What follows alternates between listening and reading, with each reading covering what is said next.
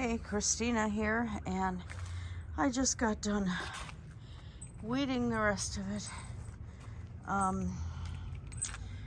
Everything survived the storm. I actually had to water the top part of that shelf there because it doesn't get water in the rains. My fiddlehead ferns all just popped up after the storming. The Solomon seal has gone crazy. I still don't want to harvest it yet. I want it to spread. But this stuff tastes like asparagus.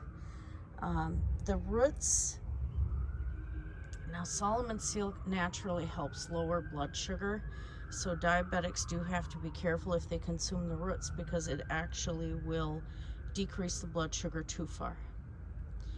But this will flower and be very, very pretty when it grows up.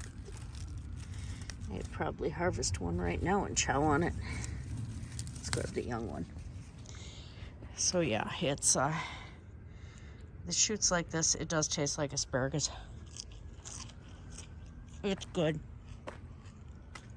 Dang yummy. I waited the strawberries. Yay. Here's where all the tomatoes are gonna go. I still have some onions that survived, except I don't think this one survived me. I accidentally pulled it out. I'm just gonna use it. What the heck?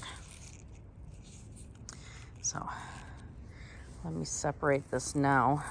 Sorry, that was cleavage. There. So yeah, I'll use these tonight. I'm making spaghetti with leftover turkey because somebody gave us a turkey source. But I have a lot of onions, which is good because the enzymes that onions produce help keep bugs and fungus and stuff off of tomatoes. So since the tomatoes are going to be right there and probably along the back here, because my asparagus is all in the front. I did have plants back there, but they didn't make it.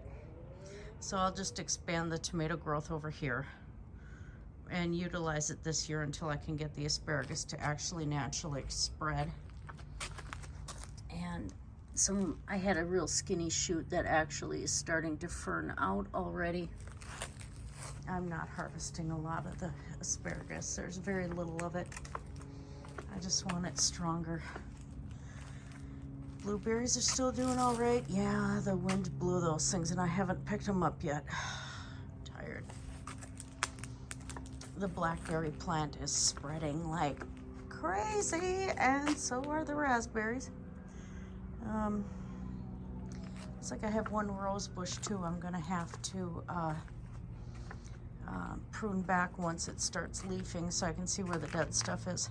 Those, again, are the ferns that have been spreading over from the neighbors. They initially planted them, and I want them to spread all over.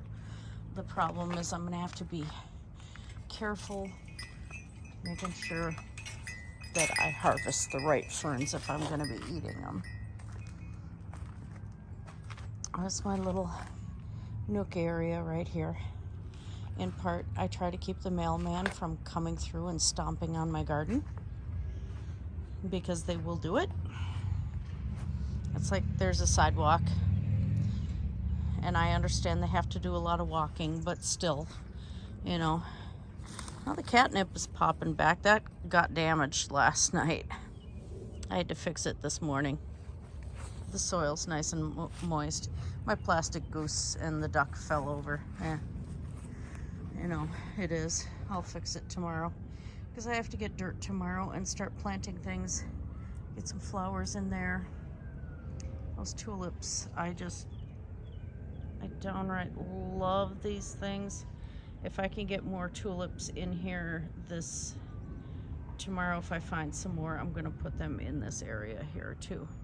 And have this all eventually, like I said yesterday, be hostas and various flowers.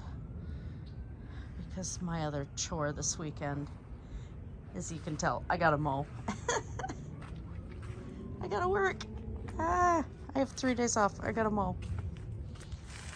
Lila, lilacs are budding. These are the purple ones with the white on the petals. So the variegated ones. That big bush right there is the white one. Those I think are just straight purple. And those over there are variegated ones that I had propagated. Let me not show that guy's license plate there. Yeah, I had gotten these off of little saplings from this one here. Because what I didn't know at the time when I put these two in to try and block people from dashing through my yard being chased by cops was that white ones are a little stronger than the purple ones, and they will try to take over. And sometimes the color actually will transfer. So like the purple one would eventually become white. That actually is not the case. It's just that the white one spreads more. And I have had to prune the purple one back because it was taking over this whole walk.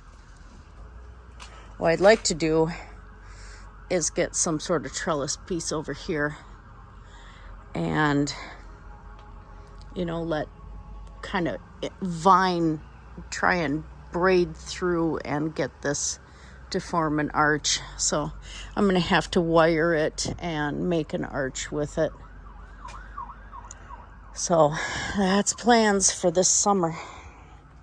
I gotta get some more wire and do that. That won't take too long either to train it. So that's where we are. Yeah, I'm pretty happy. And I forgot to show you guys. As you can see, like I said, this is a small yard. All of this was grass all along this fence. And got sick of mowing it. So we just started making garden beds. But this whole thing on this side was grass. Of course, I got this here. I'm not expanding it this year. Hauling the hay bales might be a bit much for me because some of them are 60 to 80 pounds per square bale. And I am on a 30-pound weight restriction, which I don't follow very much. But eventually I want to put a path through here and get this grass gone and put a stone pathway here. But my other little surprise, I don't know how well you can see it. There's little potato plants. Potato is potato. Oh, is potato. Anyway, you guys have a great night. I'm going to go wash up and make supper. Blessed be everyone. Take care and have a great night.